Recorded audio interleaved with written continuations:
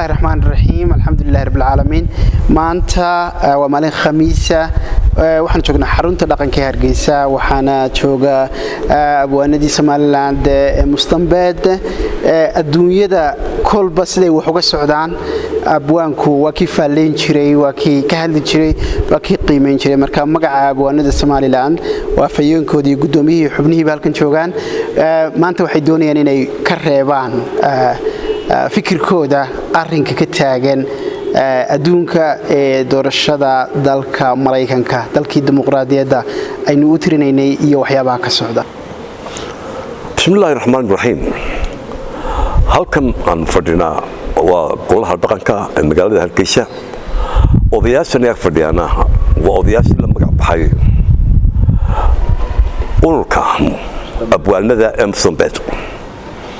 haddaan ka soo bilaabo midigta waxa fadhiya abwaan Muuse Cali Faruur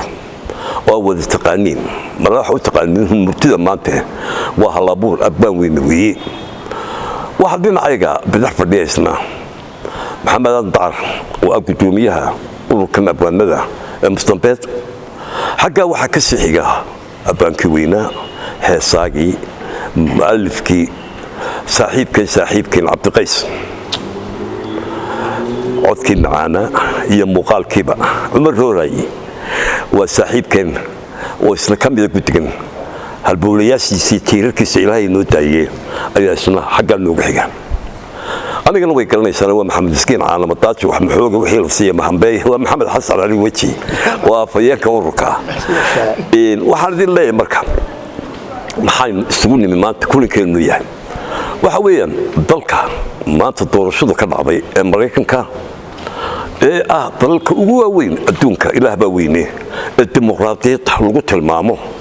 ayaan maanta ugu hambalyeynaa doorashadii ka dhacday kow waxaan u hambalyeynaa madaxweynaha cusub ee la doortay waxaan isaguna si macsalaameynaa madaxweynaha isaguna xilligiisii labaad doorashada laga helay waxaan leenahay maanta waxay taagan tahay dimuqraadiyadda halkii tiriig u weyn ka baxay in la isu tanaasuli waayo waa ceeb tii layda ka batay tubtii raaca baa leedahay ahayd ninka laga badiyaana inuu gacan qaado oo hambaliyo ka cusub ka baxaya aqalka adina isagoo faraxsan oo qosliya loo sii duceeyo hawaarta dimuqraadiyadda oo leenahay madaxweynaha cusub ee hadda la doortay waxaan leenahay Ilaahay ha ku tuso isaga Qaadir Raxmaan xaqa iyo Soomaaliland iftiinka ka baxaya geeska Afrika 30 sanadoodna sugayay cid u hiilisa oo xaq ku taageerta u soo jeeso Soomaaliland madaxweynayaashii ka horeeyay waxay ku habsaameen oo ay had iyo jeer waxooda iyo gacantooda iyo taageeradooda siiyaan walaalaha iyaga Soomaaliya ha ka goynina iyana siiyaan laakiin xaq ay leedahay Soomaaliland garta ayaan idin leenahay oo Mareykanku madaxweynaha cusub waxaan leenahay aanu ka hel gacantan ka weynay rag ka horeeyay markii horta doorashada waanu idin kula jiray dad badan ma seexan jirin ilaa intii wax la waday annacaynkaasaan lahaa qofka deeda Soomaaliduna dadka iska abuuran ma aha adduunkii waa wada siyaasi adduunka cadaaladda waa dadka ugu wanaagsan Soomaalidu ilaa koonaha ayay wixii qaldan aragtaa wixii hagaagsan way aragtaa sida dadka kale maaha anigu adduunka dhul meelood baan maro qaar baan ku oranayaa jaamacada ka soo baxay hadaad weydiiso Afrika qaar I don't know anagu I don't know ma ka ariga la jira garanaya arrinka hagaagsan iyo ka wanaagsan sidaas aan anagu Soomaaliya hadaan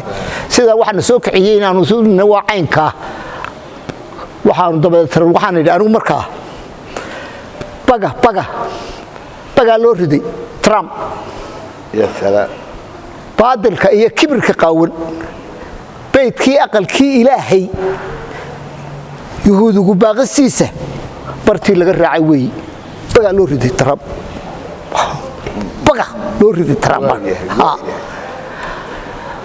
Mareykanka baxsanay hagaagsan bulshada kala qaybinteeda bartii laga raacay weeye baga loo riday Trump waayahay haday boqodeen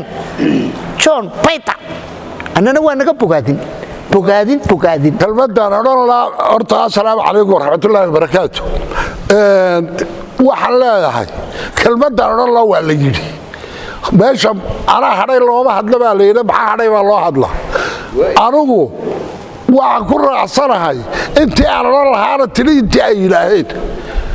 hambalyada iyo bogaadinta madaxweynaha cusub iyo sii sagootinta madaxweynihii hore labadaba waan ku taageerayaa intii iga horeysa walaaladayda abwaanada ahaa waxaa kaloo jira dee waxaa la yidhi wax horaa jiray anigu tan maanta tanaab kula yaabi maayo waayo isagaa la su'aalay iyadoo doorashaba jirin la yidhi haddii laga helo kursiga ma wareejinto taamada buu yidhi waar marayka taamiyo ilaawey ilaa ninku hore isu sheegay inaanu wareejinahayn baalka waxa kale u sameeyey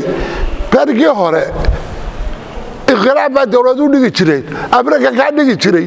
askar bay wax ku inqilaabi jireen waxaad moodaa kani inuu doonayo inuu maxakamad wax ku inqilaabo oo maxakamad isku wada mida oo isagu samaystay ayuu meel dhigtu leeyahay maxakamadda waxaa la geeyo dee meeshan maraykan baa ayaa jooga dimuqraadiyad dadkii laga bartaa jooga kuwa xaakimada ahina sharci aan loo xalaal ahayn dee qaadi maayaan waana ku habsaaminaha wasalaamu calaykum waraxmatullahi wabarakaatu والله وارن وين arrintaasi arrin yar maaha waxaanu leenahay madaxweynaha cusub arrintaa si wanaagsan ha u qaato hana naga warhayo oo hana ogaadaan leenahay weliba waxba kama tegin runtii nin badiina ma wada odhan baalin miyarayna kama wada tegin hadal fiican buu ku hadlay saaxiibkeen waxa uu yidhi Shakespeare riwaayadiisii ahayd King Lear ruwaadaynu had jeer ka shaqayn jiray markuu qaybinayo boqortooyadiisa ingiriiska afartaba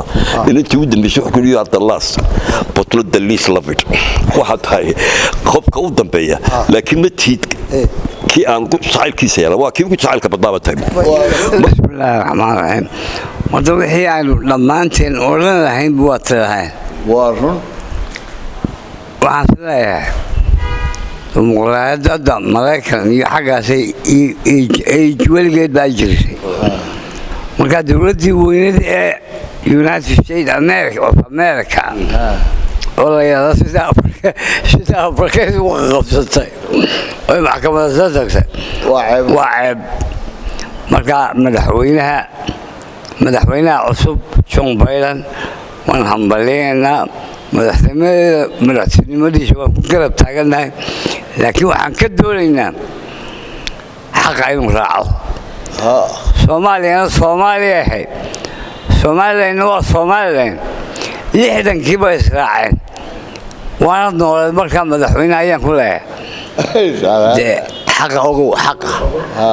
أوجو تذكر حق صار الحمد لله نهاي إذا الكيا حنبلي الحمد لله نهاي وحندير جينا إن نبتكريه يقول كل ما تو على مظهر الملوي قان سمال لنا هدان هاي وحكم ذا الملوي ما شرط يستناسل كم ما قبرت هذا مريك كتيم ويستناسله